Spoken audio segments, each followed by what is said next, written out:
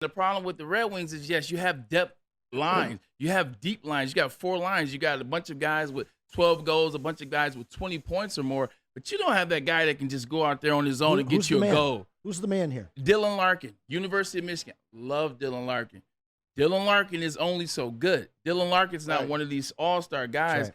To win in hockey is like winning in basketball. You got to have, at least in hockey, 2 guys. Yeah. 2 guys that can get you a goal whenever. 2 guys that can get you 2 goals. Well, DeBrincat and Kane, but, Kane 10 years ago would have been better. He's playing great, though. Don't get me wrong. He's playing about as good as you could expect for his age, and I appreciate it. But I'm just, in my opinion, they don't have a guy that can just go get a goal one-on-one, or they can, do something crazy. There's no Pavel Datsyuk here anymore. There's no Sergei Fedorov. Right. Those guys are the 3 and 4 on championship teams. Good call. Yeah. Good call. And what we're building, because we were so thin for so long, the roster was just beat, was we are building organizational depth. I agree. And we're biding our time until we can find that But next. when do we go for the stars? Like, when are those deals in place? I think that's this offseason. I think very similar to coming in like the Lions did this last year. Instead of just spending and trying to fill all the holes, they've defined what those holes are this season. Goaltending, one of them, as Maz mentioned. And a top tier leader, a star, So I think at this point, I think Yzerman's got a good handle on who this team is at this point. And this is that offseason, much like with the Pistons and the Lions last year.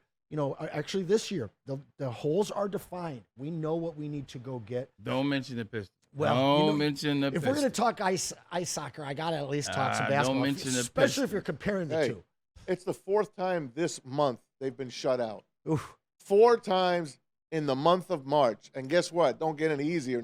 Tomorrow, they're at Sunrise, Florida against the Panthers. So that's going to be a hard one to win. Yeah, it's definitely going to be a hard one to win for the Red Wings. Look, man, Maz, we'll kill it. It is what it is.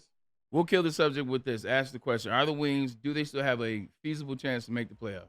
They got a shot, but I wouldn't consider it a solid shot. They're only 2 back, but you need the Capitals to lose a couple of games because they have 2 games in hand. We'll see how it rolls going on, but I'll ask this question that everyone always asks.